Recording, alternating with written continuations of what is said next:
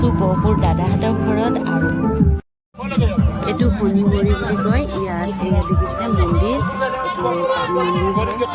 আৰু আমি ইফালে গৈ আহিছিলোঁ, নৱৰ লগত আহিছিলোঁ আগতে।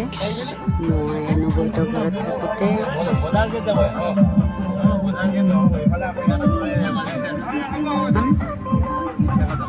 এই বাগানৰ ৰাস্তা দিয়ে আগতে মই ৰানিং প্ৰেক্টিছ কৰিছিলোঁ চাকৰি পোৱাৰ আগতে। আৰু আজি গৈ আছোঁ ইফালে, কথাবিলাকো মনত পৰিছে, ভালো লাগিছে দেখি।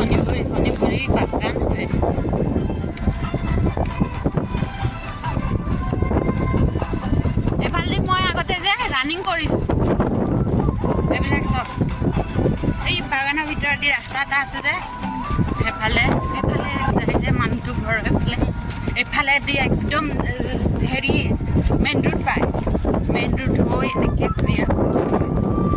এইটো ৰাস্তা দি গৈছিলোঁ মই, এইটো ৰাস্তা দি ৰানিং কৰিছোঁ।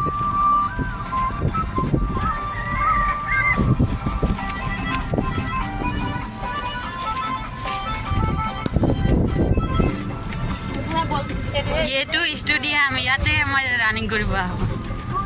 বহুত ডাঙৰ আছে বাউণ্ডাৰীটো। আমি এইটো গেটেদি সোমাইছোঁ।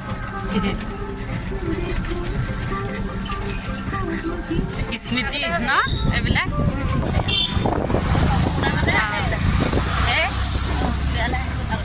এইটো ৰাস্তা আমি ৰানিং কৰিছোঁ।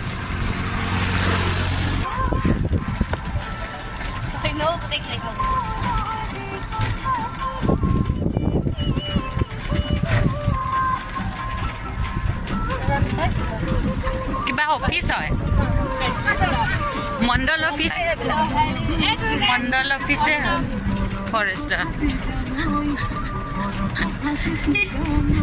এখন নামঘৰ, হৰি মন্দিৰ। কি মাছ পালে? গৰৈ, শ'ল মাছ। পৰহিবাৰ মাছ উঠাইছে পথাৰত। ধানে সজাল ধৰিলে, সেউজীয়া হৈ গোটেইখন ইমান ধুনীয়া হৈ গৈছে।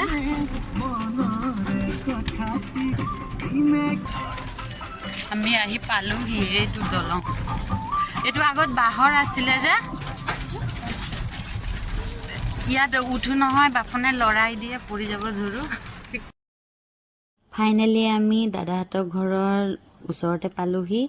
এয়া দলঙত আছোঁ আমি এতিয়া। আমি গৈ আছোঁ খোজকাঢ়ি। আমি আহি পাই গৈছোঁ।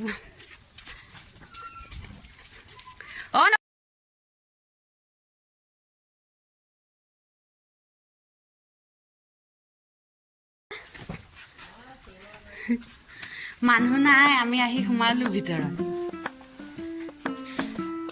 চাওঁ ভিতৰতো সিহঁতৰ এই বজৰং বুলি পূজা কৰি থৈছে।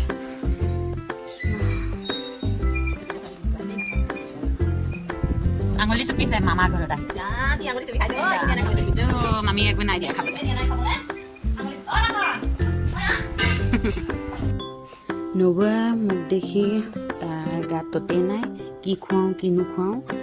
যিহেতু বহুত দিনৰ পিছত গৈছোঁ, সেইবাবে গৰমতো মানে তাইক গৰমো লগা নাই মোক দেখি।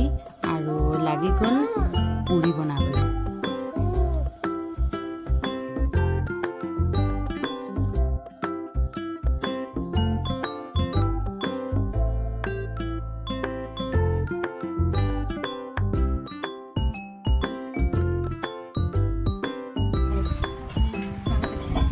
ফাইনেলি চাহ খাই ল'লোঁ আৰু অকণমান মজাও কৰিলোঁ, কথা চথা পাতি।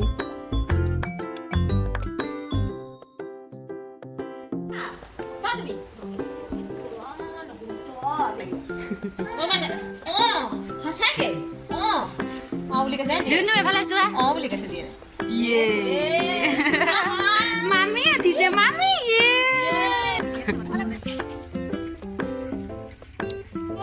দাদা ঘৰৰ পৰা বিদায় লৈ আকৌ আহিলোঁ ফাৰ্মেচি।